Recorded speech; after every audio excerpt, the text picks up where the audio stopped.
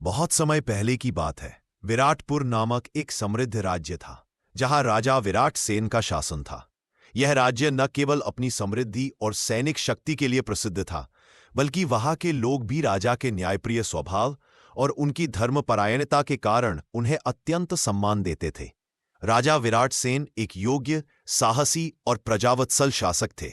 उन्होंने अपने जीवन में अनेक युद्ध जीते थे, लेकिन उन्होंने अपने मन को जीतने की कला अभी तक नहीं सीखी थी।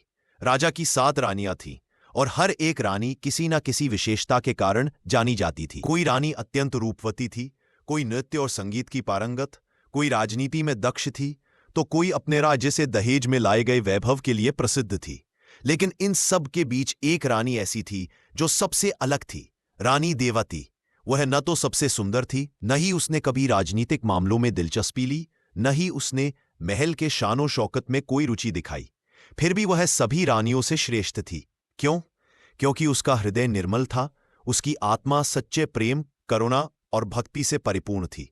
वह दूसरों के दुख में दुखी होती, गरीबों की मदद करती, साधु संतों की सेवा करती और हमेशा भगवान के नाम का जाप करती रहती थी।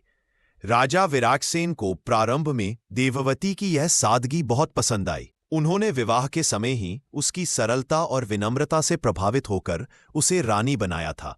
लेकिन जैसे जैसे समय बीतता गया, अन्य रानियों ने राजा के मन में देववती के प्रति ईर्ष्या जगानी शुरू कर दी।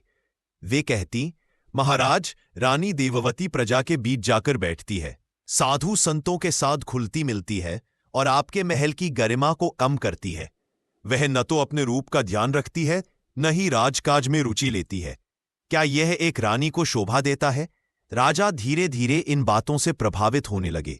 एक दिन राजा को सूचना मिली कि रानी देववती मंदिर में झाड़ू लगा रही है और गरीबों को अपने हाथों से भोजन खिला रही है। यह सुनकर उनका क्रोध फूट पड़ा।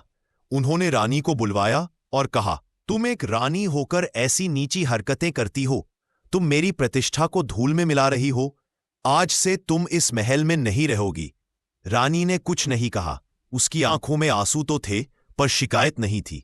उसने चुपचाप अपने आभूषण उतारे, अपने रेशमी वस्त्र त्यागे और एक साधारण वस्त्र पहनकर महल से बाहर निकल गई। वह पास के जंगल में पहुंची, जहां उसने एक छोटी सी कुटिया बनाकर रहना शुरू किया। उसने वहां आने वाले हर भूखे को भोजन देना शुरू किया, बीमारों का इलाज करना और दिन रात भगवान की भक्ति में समय बिताना। धीरे धीरे उसकी सेवा और साधना की ख्याति दूर दूर तक फैलने लगी। लोग उसे माताजी कहने लगे, परंतु उसने कभी अपने को रानी नहीं बताया। वह खुद को केवल सेविका कहती थी। उधर राजमहल में शांति गायब हो चुकी थी। राजा का मन किसी भी रानी के साथ नहीं लग पा रहा था। वे दिन दिन चिड़चिड़े होते जा रहे थे। उनकी रातें बेचैनी में कटती और दिन सुस्ती में। एक दिन एक साधु महल आया। वह तपस्वी था और राजा से मिलने की इच्छा रखता था। राजा ने उसे आदरपूर्वक बुलाया। साधु ने राजा की आंखों में देखा और बोला, राजन, तुमने जिस दीपक को बुझा दिया, उसी की रोशनी से तुम्हारा जीवन प्रकाशित होता। तुमने जिस मोती को मिट्टी समझकर फेंक दिया, वही तुम्हारे भाग्य का रक्षक था। राजा हक्के बक्के रह गए। उन्होंने साधु से विस्तार से पूछा और साधु ने उन्हें रानी देववती के वर्तमान जीवन के बारे में बताया।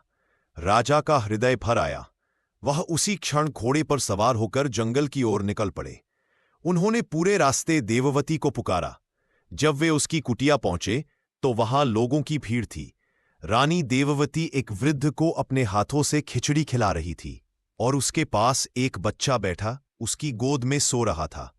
राजा ने यह दृश्य देखा और उनकी आंखों में आंसू छलक पड़े। उन्होंने पास जाकर धीरे से पुकारा, देववती। रानी चौंक कर देखा। वह अब भी शांत थी, लेकिन उसकी आंखों में वर्षों का दर्द उतर आया। राजा उसके चरणों में गिर पड़े। मैं पापी हूं, अंधा था, जो तुम्हारा मूल्य नहीं पहचान सका। क्या तुम मुझे माफ कर सकोगी? रानी ने उन्हें उठाया और कहा, महाराज, माफ करना मेरा धर्म है, लेकिन अब मैं महल नहीं लौटूंगी। यह सेवा ही मेरा जीवन है। राजा ने विनती की, मुझे तुम्हारी सेवा का हिस्सा बना लो। राज्य की नहीं, प्रजा की मां बन जाओ। राजा ने उसी दिन उसे राजमाता की उपाधि दी। और प्रजा के सामने अपनी भूल स्वीकार की। अन्य रानियों ने भी अपनी ईर्ष्या और गलतियों के लिए क्षमा मांगी। रानी देवती ने सभी को क्षमा कर दिया। उस दिन से विराटपुर में एक नया युग प्रारंभ हुआ, जहां सेवा को सर्वोच्च स्थान मिला और सच्चे प्रेम, क्षमा और त्याग की महत्ता को सभी ने स्वीकारा।